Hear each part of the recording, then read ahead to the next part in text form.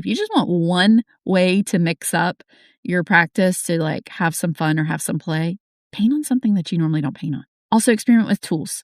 So one of my favorite tools, I have a plastic putty knife like you would use to fill like little holes in drywall. Like, you know, when you like hang something on your wall and you've got like 18 holes behind the thing and you want to fill those in, you use like a little putty knife to fill that in. It's like plastic and costs maybe like 50 cents at, you know, at anywhere, at Walmart or whatever. I love that thing. I use it all the time. It is one of my favorite tools and it never breaks. It never, like, you know how your palette knives can sometimes, like, after a lot of use, they start to, like, they can break. This thing is going to last forever. I love it. It's my favorite. All right. So I mentioned this before, but I recommend covering the canvas in color. What I mean is get in your lights, get in your darks before you ever begin to think about details. Okay. Get that canvas covered before you begin thinking about details. Can you have sketched in some detail? Yeah, of course, especially if you got like figures, all sorts of like, if it's any kind of representational painting, yeah, of course, you can sketch that in before you add color if you want. You can add color with washes. You can do it with thicker layers of underpainting, but I would cover that canvas with some color before you ever begin to think about the details. Recommendation number 5, scrape your palette often and as you scrape it, you know, use some of that leftover to create your grays. So grays that you mix in with other colors. So I find that there's times where, for whatever reason, I mean, we all probably do it. You're using dirty water longer than you should. You're using a palette that you barely can find like a little square inch to mix a new color.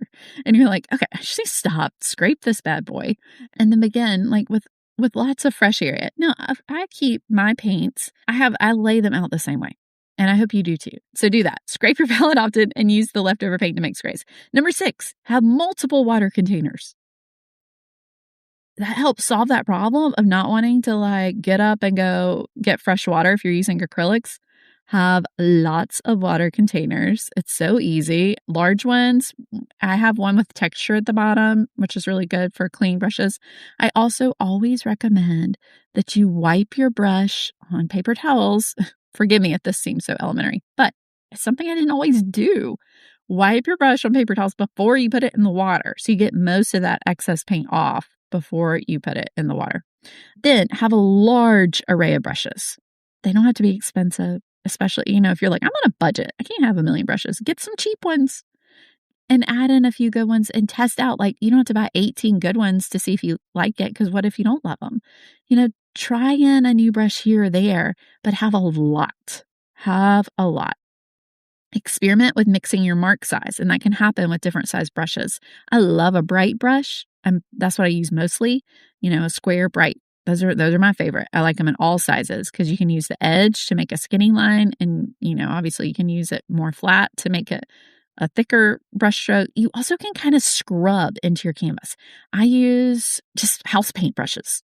I always have those. I always have a good amount on hand from 1 inch to 3 inch to get a lot of color on a large canvas, but also to kind of like to scrub the paint in. So it means like more like using it like you would like a crayon versus where you're like brush stroke one at a time, you know? Something to think about, something to play with.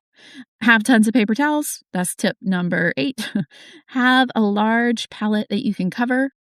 If you are someone who's painting on small palettes, go ahead and get yourself a big one.